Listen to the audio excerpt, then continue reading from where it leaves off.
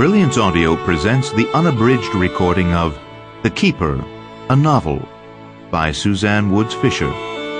Performed by Amy Rubinate. Chapter 1. Spring came in a hurry. The wind had softened, bare branches were budding, and soon there would be the heavy green shade of the trees. Julia Lapp had already picked peas and spinach out of her garden and set them, along with baskets of carrots and bunches of asparagus, on the produce table in front of the roadside stand.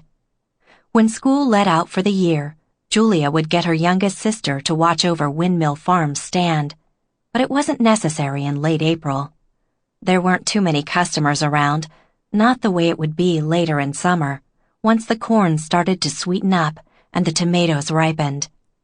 The day was overcast, but gardening was hot work, and Julia had been up since 5. She glanced in the mirror that she kept hidden against the back wall of the stand. It was a bad, vain habit, catching glances of herself in mirrors and windows, but she couldn't keep from looking.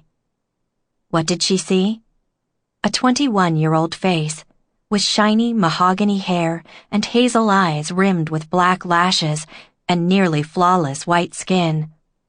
She pulled herself away from the mirror, silently scolding herself for her vanity, but pleased all the same. She should get back to her chores before dinner time. She placed the honor jar, along with the small chalkboard listing the prices, in the middle of the produce, then hesitated. A few minutes of rest wouldn't hurt. Julia collapsed into a chair under the shade of an apple tree and sighed in appreciation as a light breeze swirled around her, lifting the strings of her prayer cap.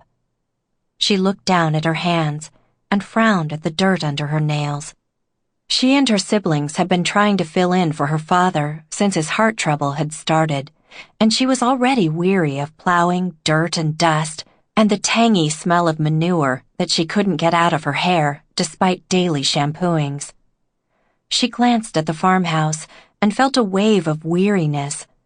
She hadn't even realized how run down it was looking, not until Paul's mother pointed it out last month when it was the Lapp's turn to host church. How had it escaped her notice? An upstairs window was broken, a recent victim of her brother's poor aim with a softball. Black buggies awaiting repair littered the driveway in front of her uncle. Sample complete. Ready to continue?